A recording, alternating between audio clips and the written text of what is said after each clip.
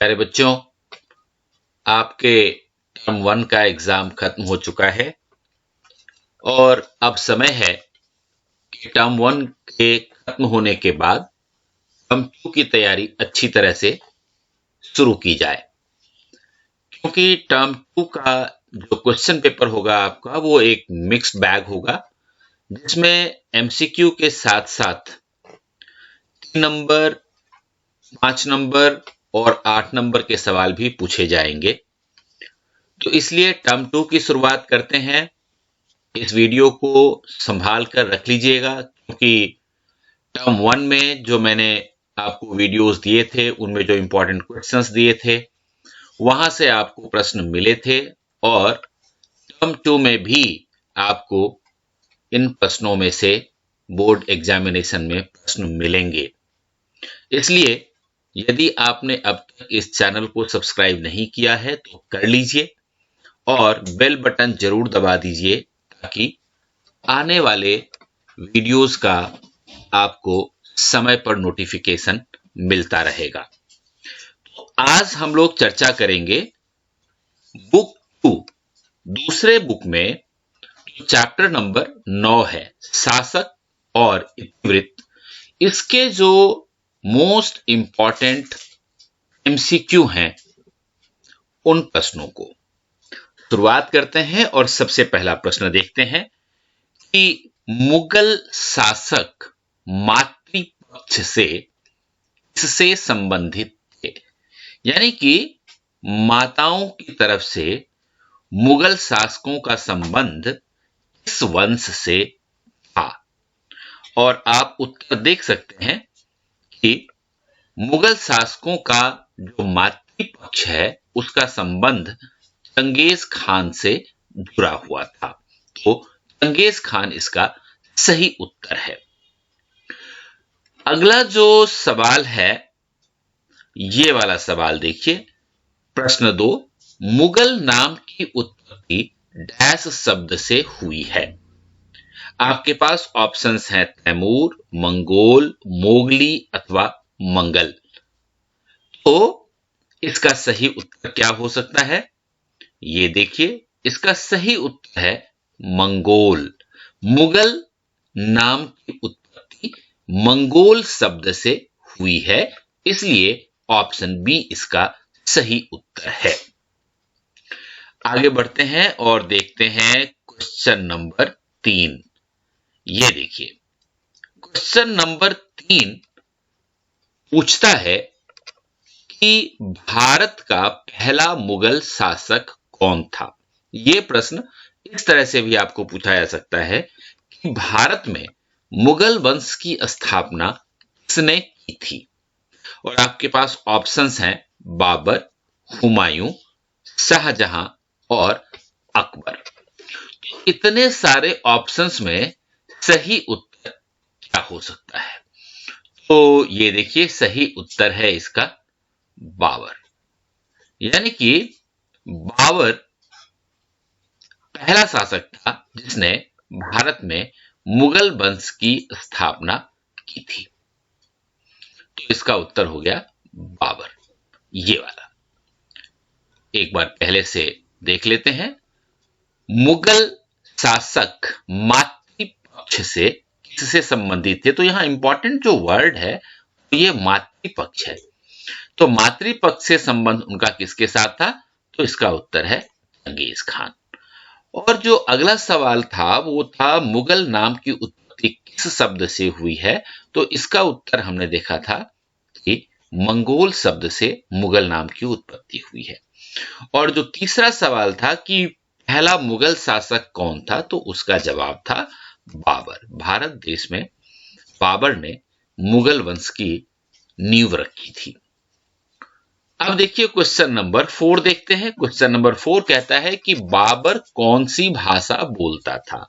इसका मतलब यह हुआ कि भारत आने से पहले बाबर के पूर्वज कौन सी भाषा बोलते थे, जिसे बाबर ने भी सीखा था और वो भी बोलता था। तो देखिए, इसका सही उत्तर है तुर्की। ये तुर्की जो ऑप्शन है ये बिल्कुल सही ऑप्शन है कि बाबर तुर्की भाषा बोलता था। अगला जो सवाल है वो देखिए, ये इनमें से कौन हिंदू कुश पर्वत तक अपने साम्राज्य की सीमाओं का विस्तार करने में सफल हुआ? और आपके पास ऑप्शंस हैं अकबर, बाबर, हुमायूं और जहांगीर। तो ये जो हिंदू कुश पर्वत है ये अफगानिस्तान के आसपास है। तो आपको ये बताना है कि इनमें से कौन सा शासक हुआ जिसने हिंदू कुश पर्वत तक अपनी सीमाओं का विस्तार किया। और इसका सही उत्तर आप देख सकते हैं, उस शासक का नाम था अकबर। मैं फिर एक बार आपको याद दिला दूं, ये बहुत ही इंपॉर्टेंट क्वेश्चंस हैं और बोर्ड एग्जाम्स में इनमें से प्रश्न पूछे जाते हैं। इसलिए अगर आपने अभी तक इस वीडियो को लाइक नहीं किया है तो लाइक कर दीजिए और साथ में हमें यह भी बता दीजिए कमेंट बॉक्स में लिखकर कि आपको कैसा लग रहा है इन सारे प्रश्नों को पढ़ने के बाद। और साथ ही आप हमें यह भी बता सकते हैं कि आगे आप किस तरह का वीडियो देखना पसंद करेंगे, किस तरह के प्रश्न उत्तर मैं आपके लिए बनाऊं। चलिए क्वेश्चन नंबर 6 देखते हैं। क्वेश्चन नंबर 6 कहता है कि मुगल दरबारी इतिहास किस भाषा में लिखे गए थे? अरबी भाषा में, तुर्की भाषा में, फारसी भाषा में या फिर उर्दू में? तो इसका सही उत्तर है कि मुगल दरबारी इतिहास फारसी भाषा में लिखे गए थे। इसलिए सी इसका सही ऑप्शन है। अब आइए आगे बढ़ते हैं और देखते हैं क्वेश्चन नंबर 7। महाभारत का फारसी अनुवाद डैश है। यानी कि महाभारत का जो फारसी भाषा में अनुवाद किया गया था तो उसका क्या नाम रखा गया था ये आपको बताना है। क्या महाभारत के फारसी अनुवाद का नाम जय संहिता था या फिर रज्मनामा था या फिर बाबरनामा था या फिर इनमें से कोई भी सही ऑप्शन नहीं है? तो दोस्तों इसका सही उत्तर है रज्मनामा। यानी कि महाभारत के फारसी अनुवाद को रज्मनामा कहते थे। अब आइए क्वेश्चन नंबर 8 देखते हैं। क्वेश्चन नंबर 8 कहता है कि कौन सी शैली अकबर की पसंदीदा लेखन शैली थी? यानी कि अकबर के समय में अलग अलग शैली में लेख लिखा जाता था, लेकिन उन विभिन्न शैलियों में अकबर को कौन सा सबसे ज्यादा पसंद था? और आपके ऑप्शंस हैं सरल, हस्तलिखित, नस्तलिक या फिर इनमें से कोई नहीं। तो दोस्तों इसका सही उत्तर है नस्तलिक शैली। यानी कि नस्तलिक शैली में जो लेखन होता था वो अकबर को बहुत ज्यादा पसंद था। और अगला सवाल है क्वेश्चन नंबर 9। बाबर ने अपनी कविताएं और संस्मरण किस भाषा में लिखे थे?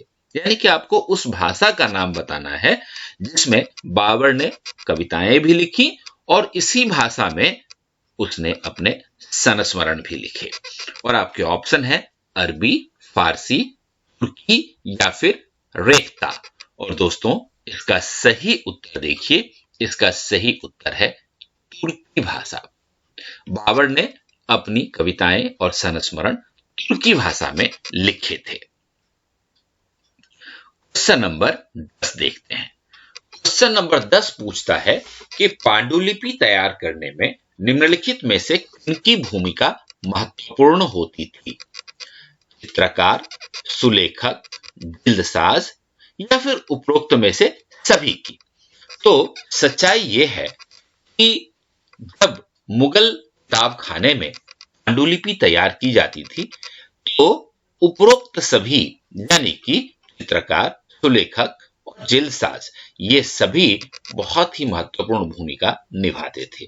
तो इसलिए डी इसका सही ऑप्शन माना जाएगा। क्वेश्चन नंबर 11 देखिए। फारसी और हिंदवी के संपर्क से कौन सी नई भाषा बनी? यानी कि जब फारसी और हिंदवी इन दोनों भाषाओं के शब्दों का समागम हुआ तो फिर एक नई भाषा का जन्म हुआ, और वो कौन सी भाषा थी? अरबी, तुर्की, उर्दू या फिर फारसी? तो इस प्रश्न का सीधा उत्तर है उर्दू, यानी कि फारसी और हिंदवी, इन दोनों भाषाओं के संयोग से जो भाषा बनी वह थी उर्दू। और क्वेश्चन नंबर 12 पूछता है कि औरंगजेब की मृत्यु कब हुई? 1705 में, 1706 में, 1707 में या फिर 1708 में? और इसका सही उत्तर है 1707 में, यानी कि औरंगजेब की मृत्यु 1707 ईस्वी में हुआ था। क्वेश्चन नंबर 13 देखिए, अब्दुल हमीद लाहौरी किसका शिष्य था? अबुल फजल का, अमीर खुसरो का, अब्दुल रज्जाक का या फिर बरबोसा का? और इस प्रश्न का सही उत्तर आप देख सकते हैं कि अब्दुल हमीद लाहौरी अबुल फजल का शिष्य था। क्वेश्चन नंबर 14 देखिए, क्वेश्चन नंबर 14 पूछता है कि निम्नलिखित में से किसने चित्रकला को जादुई कला के रूप में वर्णित किया था? तो जो हमारा कीवर्ड है यहाँ पे वो जादुई कला है। और किसने कहा था चित्रकला एक जादुई कला है? और आपके पास ऑप्शंस हैं अकबर, अब्दुल रज्जाक, अमीर खुसरो या फिर अबुल फजल। और इस प्रश्न का सही उत्तर है अबुल फजल ने चित्रकला को जादुई कला के रूप में वर्णित किया था। दोस्तों, डिस्क्रिप्शन बॉक्स में जाइए, सबसे ऊपर आपको एक लिंक मिलेगा और उस लिंक के ऊपर जब आप क्लिक करेंगे तो आप हमारे टेलीग्राम ग्रुप के ऊपर पहुंचेंगे। वहां टेलीग्राम ग्रुप को ज्वाइन कर लीजिए, क्योंकि इन सभी वीडियोस के जो पीडीएफ हैं वो आपको टेलीग्राम ग्रुप में मिल जाएंगे, ताकि आप अपनी सुविधा के अनुसार कभी भी उन्हें पढ़ सकते हैं। अगला जो सवाल है वो है क्वेश्चन नंबर 15। और क्वेश्चन नंबर 15 देखिए, अकबरनामा को कितने जिल्द में विभाजित किया गया था? कितने जिल्द में? ये है कितने जिल्द में? 3 जिल्द में, 4, 5 या फिर 6 जिल्द में?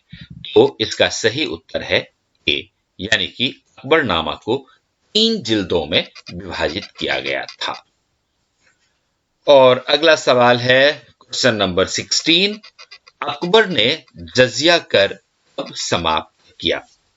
आपके ऑप्शंस हैं 1561 में, 1562 में, 1563 में या फिर 1564 ईस्वी में?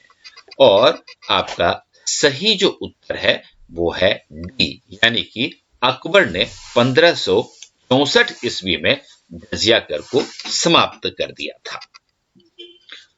आगे बढ़ते हैं और देखते हैं क्वेश्चन नंबर 17। क्वेश्चन नंबर 17 पूछता है कि अकबर ने तीर्थ यात्रा कर कब समाप्त किया था? तीर्थ यात्रा कर, और आपके ऑप्शंस वही हैं 1561, 62, 63 या 64। और इसका जो सही उत्तर है वो है 1563।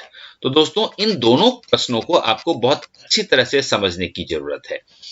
क्वेश्चन नंबर 16 में पूछा जा रहा है कि जजिया कर कब समाप्त किया गया था, और जजिया कर समाप्त करने का सही जो ईस्वी है वो है 1564।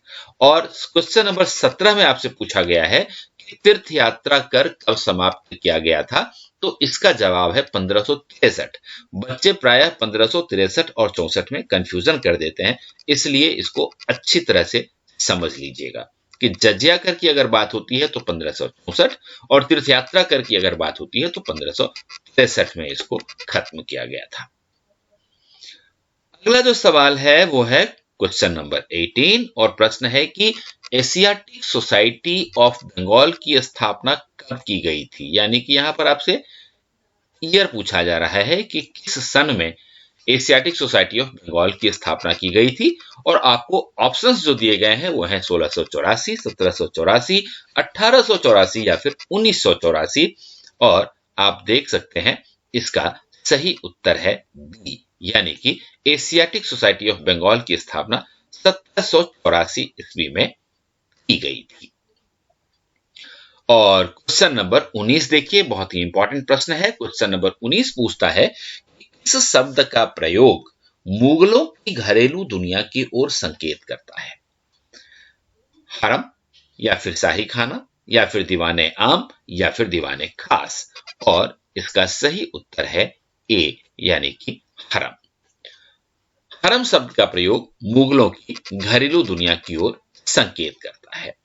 और अगला जो सवाल है वो है क्वेश्चन नंबर 20, हुमायूं नामा किसने लिखी थी? ये एक पुस्तक का नाम है। अब्दुल लाहौरी ने, गुलबदन बेगम ने, अबुल फजल ने, या फिर बाबर ने। और सही उत्तर है इसका बी, यानी कि हुमायूं नामा की रचना गुलबदन बेगम ने की थी। इस तरह से आज हमने इंपॉर्टेंट 20 प्रश्न देखे जो वस्तुनिष्ठ हैं, यानी कि एमसीक्यू हैं, और इनमें से पूरे चांसेस हैं कि आपको बोर्ड एग्जाम में प्रश्न मिलेंगे, इसलिए इन्हें बहुत अच्छी तरह से याद कर लीजिए। All the best.